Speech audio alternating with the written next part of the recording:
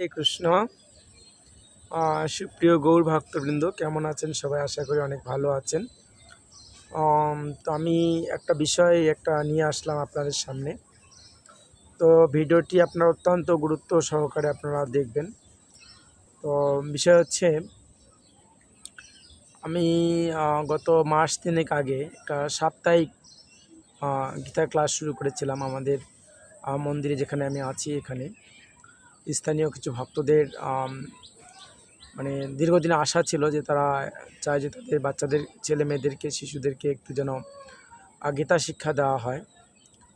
তো আমি এটার উপর গত কয়েকদিন আগে একটা ভিডিও আমি অলরেডি দিয়েছিলাম।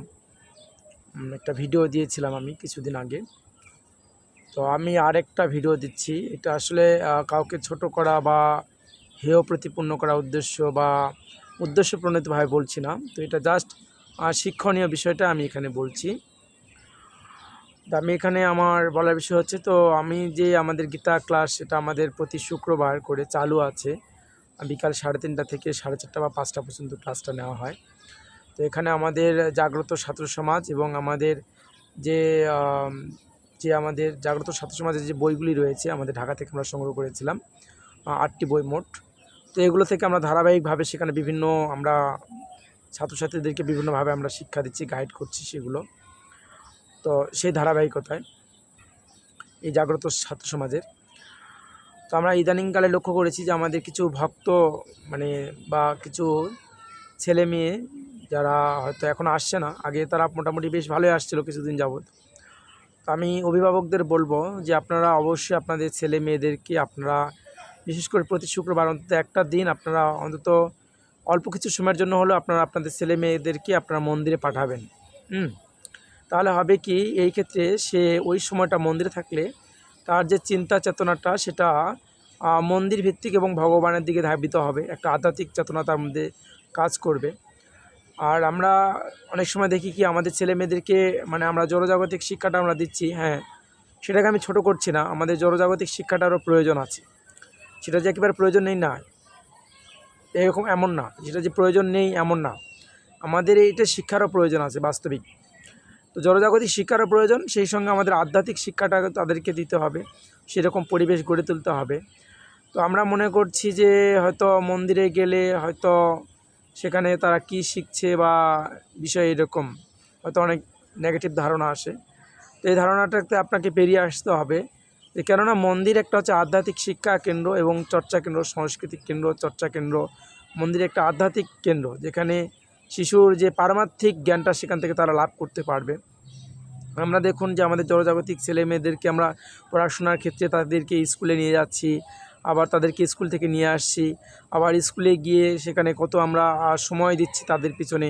হাউস টিচার থেকে শুরু করে তাদের আদারওয়াইজ যে আংশিক যে খরচগুলো রয়েছে, কত রকম আমরা করছি। তো অ্যাকচুয়ালি আমাদের এখানে কিন্তু মন্দিরে আমরা সেভাবেই কিন্তু কোনো চাপ দিচ্ছি না, বা অর্থর বা প্রয়োজন বা আমরা হয়তো সময় দিতে পারছি না বা এরকম না।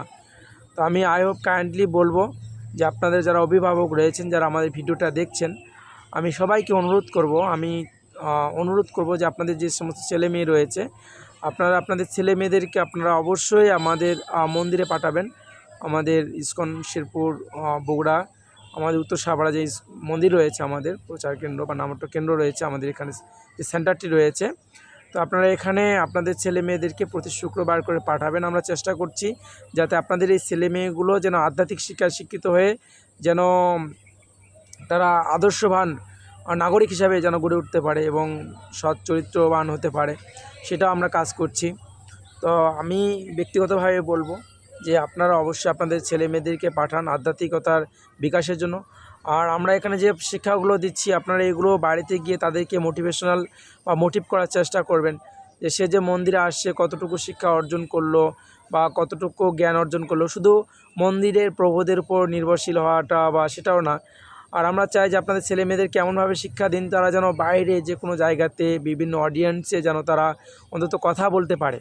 কারণ অনেক সময় আমরা দেখছি, আমি গত সপ্তাহে, কালকেই যে আমাদের ক্লাস হলো, আমি যে সমস্ত ছেলেমেয়েদের পড়াচ্ছিলাম, তাদেরকে আমি একে একে জিজ্ঞাসা করলাম যে অন্তত 15% মতো উপস্থিত ছিল শতকরা। তো আমার 50% ভর্তি করাইছিলাম, তো গত সপ্তাহে ছিল 20% আর গত পর্যায়ে আসছে 15% শতকরা। তো এই রকম 50% 15%-এর মতো। তো আমি খুবই মর্মাহত হয়েছি। তো আমরা এত রিকোয়েস্ট করছি, বিশেষ করে আমি বলবো যে যারা ভক্তরা রয়েছেন, আপনারা অন্তত আপনাদের ছেলে মেয়েদেরকে এগুলোকে পাঠান, তারা যেন বুঝতে পারে। আদারওয়াইজ বাইরেও যারা আছেন আপনারাও আপনাদের ছেলে মেয়েদেরকে পাঠান। আমরা তো এখানে শিক্ষা দিতে কার্পণ্য করছি না, বা আমরা তো এখানে হয়তো মানে আমরা পারছি না বা এমন আমরা বলছি না। আমরা বলছি জাস্ট আমরা আপনাদেরকে শিক্ষাটা দিচ্ছি, আপনারা আসুন আমাদের মন্দিরে।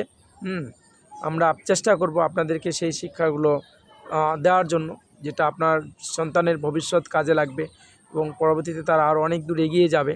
আমরা চাই তাদের মধ্যে যে একটা ভয় কাজ করে। আমি দেখেছি যে ছেলেমেয়েদেরকে এগুলো যখন আমি মন্দিরে তাদেরকে যখন আমরা ক্লাসের পর যখন আমরা মোড অ্যাডমিশন বা তারা কতটুকু অর্জন করলো, যখন এই বিষয়ে তাদেরকে আমরা যখন মোটিভ করতেছি, তখন তারা অ্যাকচুয়ালি, আমি জানি না, নট শিওর, তারা হয়তো ভয়ে বলছে না নাকি আসলে বলতে পারছে না, কোনটা আমি জানি না।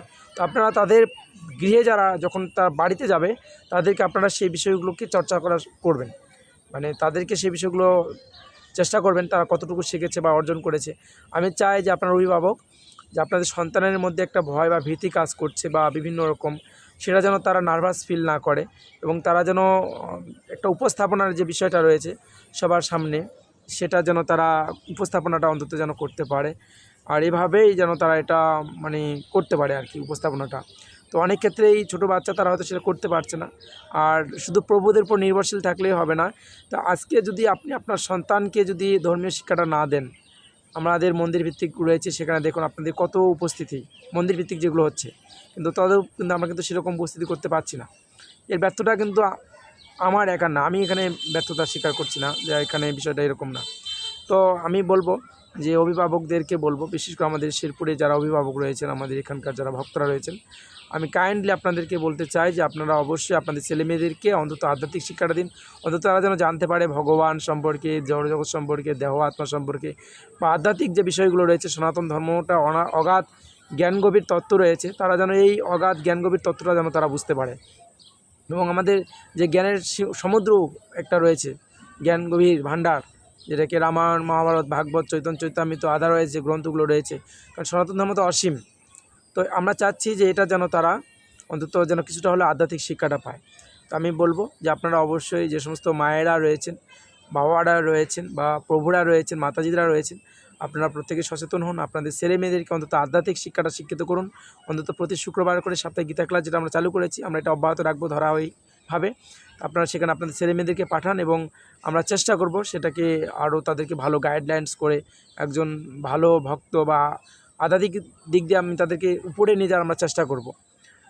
তো এইটুকু বললাম। তো কৃপা করে যে সমস্ত ভক্তরা আপনাদের ছেলে মেয়েদেরকে এখনও পাঠাচ্ছেন না বা মন্দিরে ইদানিং আসছে না, তাদেরকে আমি অনুরোধ করব যে অবশ্যই আপনারা আপনাদের ছেলে মেয়েদেরকে মন্দিরে পাঠাবেন। হরে কৃষ্ণ। সবাইকে অসংখ্য ধন্যবাদ। হরি বল, হরে কৃষ্ণ।